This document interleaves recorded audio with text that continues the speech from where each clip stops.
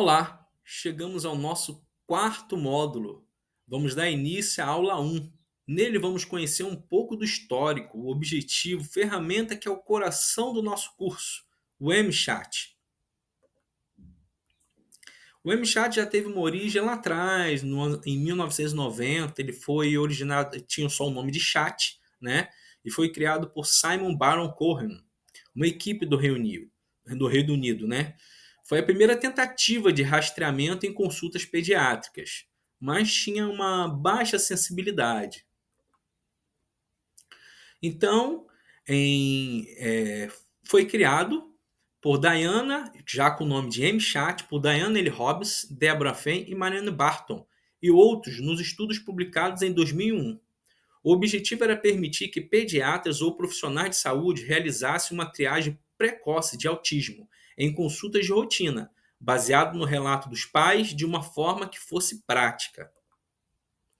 O instrumento original, o MChat, consistia em 23 perguntas, respondidas pelos pais cuidadores, para a triagem do TEA, sendo que essa versão foi revisada, chamada MChat RF, que foi publicada em 2014 e apresenta apenas 20 perguntas. Três itens foram removidos, pois apresentarem baixo desempenho. Por exemplo, tinha uma das perguntas que perguntava sobre esconde-esconde, se a criança, né, gostava de brincar de esconde-esconde. Uma outra perguntando se a criança gostaria de brincar, brincava com brinquedos de forma específica. E uma outra perguntando se a criança andava sem propósito. Então, entenderam que essas perguntas não trariam grandes benefícios nessa triagem, no resultado final. Então, esses itens foram considerados pouco eficazes e foram excluídos do novo instrumento, resultando em um total de 20 perguntas. A tradução para o português, aqui no Brasil, na versão original do MChat, foi feita por Losápio, Pondé e etc. em 2002. Uma tradução para o português da escala MChat para rastreamento precoce do autismo. Mais recentemente, houve tradução e validação da versão brasileira do MChat RF. Autores como Milena Pereira, Pondé, Mirella Fiuza, Gustavo Marcelino foram os responsáveis por essa tradução. Adaptação cultural, né? A adaptação ao nosso idioma. Alguns termos ou expressões em inglês são estranhos ou pouco usados no Brasil, ou têm conotações diferentes.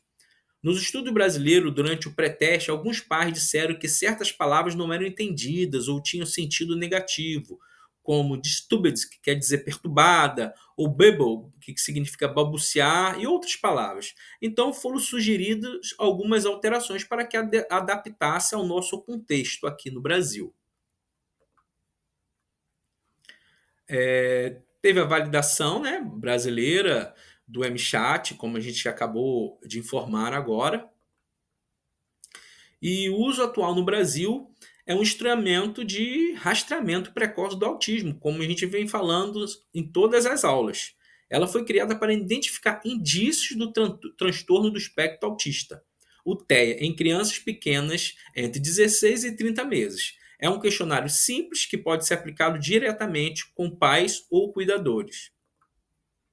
Aí tem uma linha do tempo, né? Nesse quadro tem uma linha do tempo resumida, desde lá daquele vislumbre do MChat, que foi criado lá no Reino Unido, em 1990, na década de 90. Em 2001, quando já foi dado o corpo, né, do MChat, mas quando ainda tinha 23 perguntas. Entre 2009 e 2014, teve uma reformulação, onde passou a ter 20 perguntas, mas já em 2008 teve a tradução brasileira. Entre 2010 e 2015 foi essa adaptação cultural, trazendo mais ao nosso idioma, para que não gerasse alguma falha no entendimento dos pais.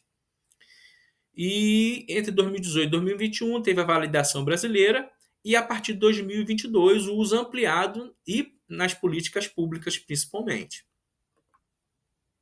Então, resumindo, o MChat evoluiu do chat, né, lá nos anos 90, teve a sua versão atualizada, que é o MChat RVF, já com 20 perguntas, e a partir daí teve a consulta do segmento, teve a questão do segmento. Por exemplo, para aquelas crianças que pontuasse como risco moderado, que ficasse entre 3 e 7 perguntas, né, na avaliação, elas eram introduzidas na consulta de segmento, onde a gente vai ver nas próximas aulas. Então, teve adaptação cultural aqui no Brasil e a ferramenta integrada às políticas públicas.